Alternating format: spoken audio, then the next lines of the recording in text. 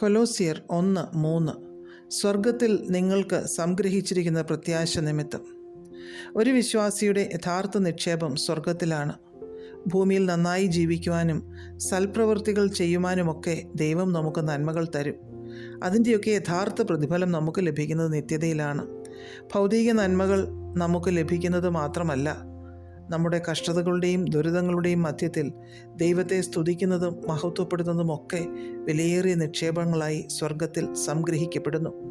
നമ്മിൽ പകർന്നിരിക്കുന്ന പ്രത്യാശ സ്വർഗത്തിൽ നമുക്കായി കരുതിയിരിക്കുന്നതും നാം അതിൽ വളരുമ്പോൾ നമ്മുടെ സ്വർഗത്തിലെ നിക്ഷേപം വർദ്ധിക്കുകയും ചെയ്യുന്നു.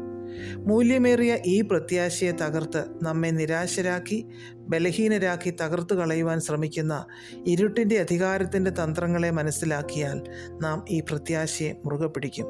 മഹത്വത്തിൻ്റെ പ്രത്യാശയായവൻ നമ്മുടെ ഉള്ളിലിരിക്കുമ്പോൾ നാം ആ പ്രത്യാശയെ മുറുകെ പിടിച്ചാൽ ഭൂമിയിൽ സമ്പന്നന്മാർക്കുള്ളതിലും വലിയ നിക്ഷേപം നമുക്കായി സ്വർഗത്തിൽ കരുതപ്പെടും. 1 കൊരിന്ത്യർ 2:9 ദൈവം തന്നെ സ്നേഹിക്കുന്നവർക്ക് ഒരുക്കിയിട്ടുള്ളത് കണ്ണ് കണ്ടിട്ടില്ല, ചെവി കേട്ടിട്ടില്ല, ഒരു മനുഷ്യൻ്റെയും ഹൃദയത്തിൽ തോന്നിയിട്ടുമില്ല എന്ന് അപ്പോസ്തലൻ പറഞ്ഞിരിക്കുന്നു. ആരുടെയും കണ്ണ് കണ്ടിട്ടില്ലാത്തത്, ആരും ഒരിക്കലും കേട്ടിട്ടില്ലാത്തത്, ഈ ഭൂമിയിൽ ആരുടെയും ഹൃദയത്തിൽ തോന്നിയിട്ട് പോലുമില്ലാത്തതാണ് നമുക്കായി ദൈവം ഒരുക്കിയിട്ടുള്ളത് എന്നോർക്കുമ്പോൾ നമ്മുടെ പ്രത്യാശ എത്ര വർദ്ധിക്കണം, യേശുവിനെ നമ്മൾ എത്ര സ്നേഹിക്കണം. 1 പത്രോസ് 1 നമ്മുടെ സ്വർഗത്തിലുള്ള അവകാശം എത്ര ശ്രേഷ്ഠമേറിയതാണെന്ന് പത്രോസ് അപ്പോസ്തലൻ പറഞ്ഞിരിക്കുന്നു. 2 തിമോത്തിയോസ് 4:8 നീതിയുടെ കിരീടം എനിക്കായി വെച്ചിരിക്കുന്നുവെന്ന് പൗലോസ് അപ്പോസ്തലൻ വിളിച്ചു പറയുന്നു. പൗലോസ് അപ്പോസ്തലന് ലഭിച്ച ഘനമേറിയ ഈ ഉറപ്പ് പ്രത്യാശ സ്വർഗത്തിൽ നിന്ന് പകർന്നതാണ്.